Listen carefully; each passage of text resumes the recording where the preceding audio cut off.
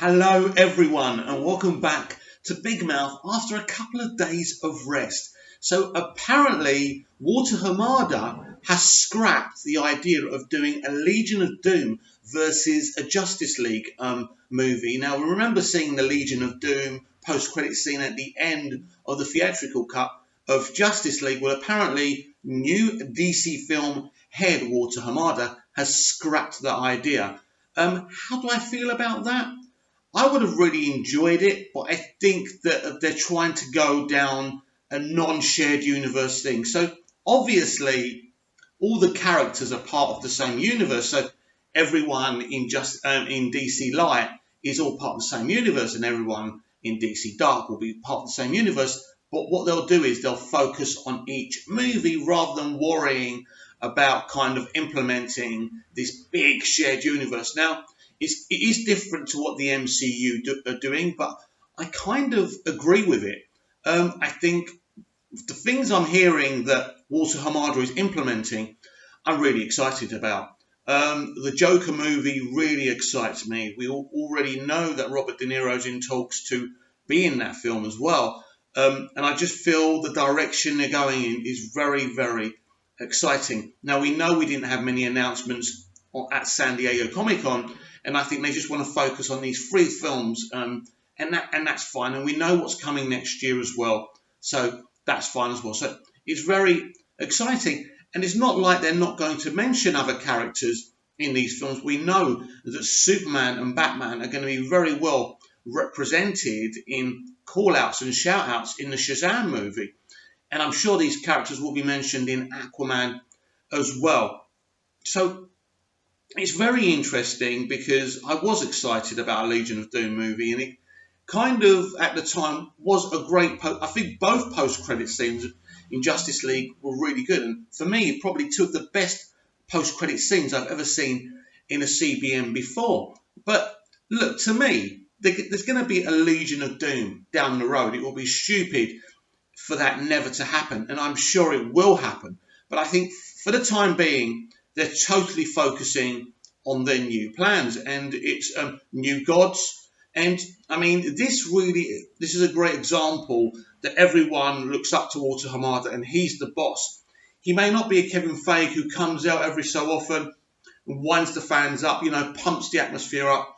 But he's obviously a very intelligent man who I've researched, because ultimately he's running this franchise that I really care about. So I want to know as much about him professionally as possible.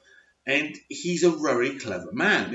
There's no question about this. Now, Jeff Johns has recently been talking to Collider about Green Lantern Corps.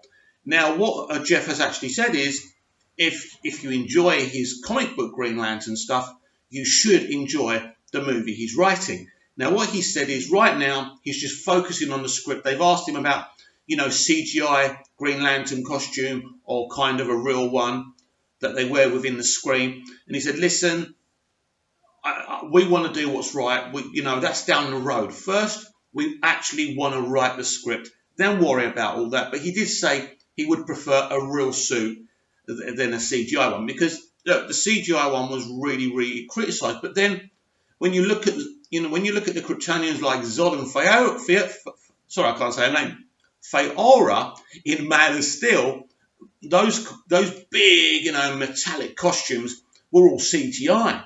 So it can be done. Personally, I thought the director for the original Green Lantern was wrong. Really good director. He did a couple of great Bond movies, but ultimately he wasn't the right man to do a special effects CBM blockbuster. That was obvious from the beginning.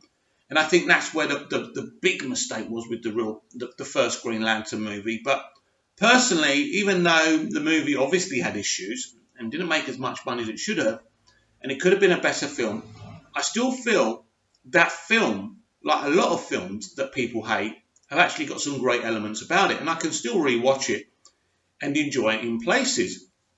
But I think what Jeff's doing, because I think what Jeff's looking at this now is, because I said to Jeff Johns on Twitter the other day, I'm so excited about, your Green Lantern Corps movie, because I think you're a creator rather than a general. And we all wanted him to be this Kevin Feige figure, didn't we? This genius comic book writer who could run the whole franchise. Clearly, that's not his forte, but that's nothing to be, ashamed of. He took it on. He tried his best. It didn't work out. They've got a really good head now in Walter Hamada. Now Jeff can concentrate on what he's good at, and that's writing and creating stories. Now he's talking about this Green Lantern Corps movie being a totally new thing. It's like a reboot. So he'll take things out of the comics, but it won't be totally dedicated to one comic story. But I do think it will be more faithful to the New 52. It's interesting, actually, because a lot of the stuff we do see in the DCEU is very, very New 52 centric. Some people don't like the New 52, but it's like everything these days. Everyone's got a voice. One person likes this, one person likes that, one person doesn't like this. You can't please everyone, but you do try and attempt to please as many people as possible.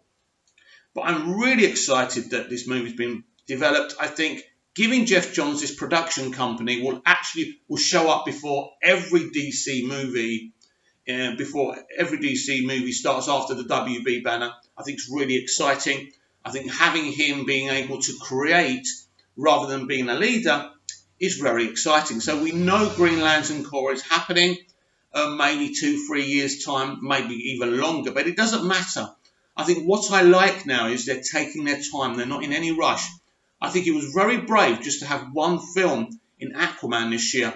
Warner Brothers would have wanted something a bit more, 2 or 3 films, but they knew after Justice League they had to do something. And I think even before Justice League, they knew changes had to be made. And Walter Hamada is the perfect change. He's come in, people have left, he's got his ideas now, and we can be really excited for Shazam, Aquaman, Wonder Woman 1984, Green Lantern Corps. Now let's talk about the Batman, because they're saying now that it's going to be focused on Harvey Dent year 1. Now, I'm not that familiar, but what I would say is anything this man, Matt Reeves, attempts to do is fine with me, because what he did with Caesar in those 2 Planet of the Apes movies was sensational. Totally fleshed out. You love this kind of, this ape. He comes to life.